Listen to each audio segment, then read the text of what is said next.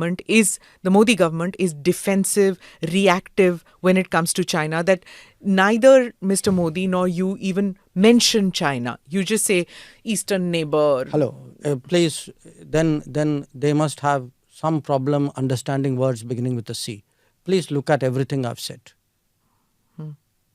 That's not true. And what about this thing that they say that almost 1,000 square kilometers has gone and the foreign minister is not facing facts, not telling us the truth in parliament? No. Look, I think they are deliberately misrepresenting the situation. I give you two very specific examples of that.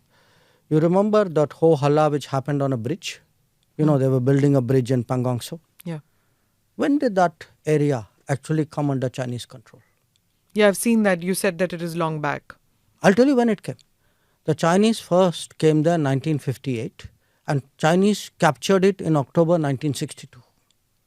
Now you're going to blame Modi government in 2023 for constructing a bridge which the Chinese captured in 1962? And you don't have the honesty to say that is where it happened. Or let me give you another example.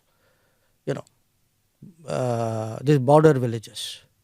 Now there were border villages which have come up in areas which the Chinese actually, in Longju, there was a clash and it's not a secret, at that time it was hotly debated in India, in the parliament, in the media.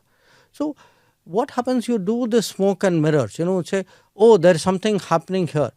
It's almost like 1962 never happened. It is like, we should be, let me give you a very, very, a different example.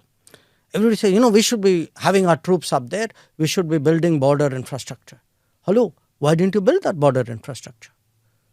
I just look at the budget of the border infrastructure. During the Modi period, the budget has gone up 5 times. Till 2014, roughly it was 3,000, 4,000 crores was the budget. Today it is 14,000 crores. If you look at the roads which are built, you look at the bridges that are built, they have doubled or tripled. You look at the tunnels which are taking place. I mean, this government is serious about border infrastructure. Whereas we know the underlying thinking earlier was, let's leave it like that, then the Chinese can't come inside. Which meant you had no intention of contesting them when they came. So, I find it very thick that, look, I don't think, personally, I would get into a blame game. What happened in 62 happened. But if you now want to whitewash all that and say everything happened only in 2020, I have to call you out, no? So you're fortifying the border, the boundary, India-China. So does that make China now the biggest threat to India?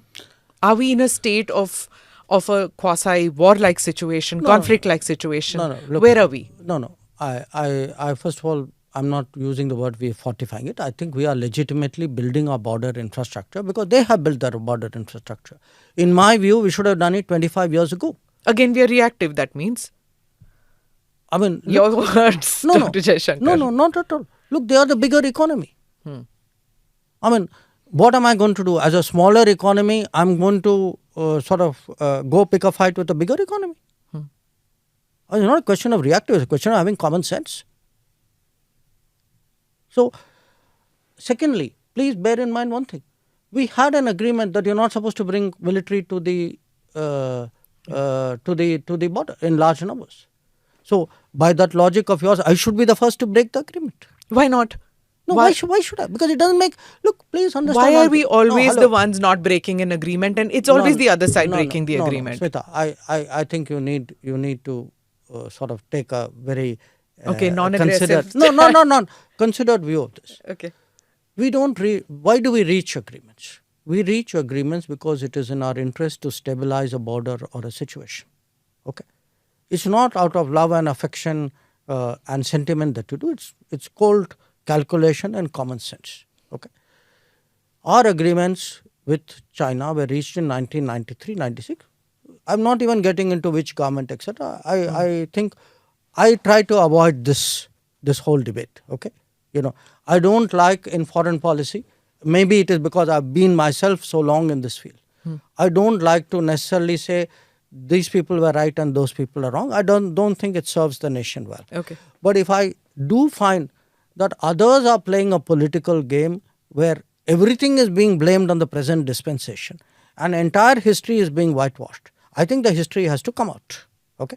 Now, on the question of breaking the agreement or not breaking the agreement, generally countries as a rule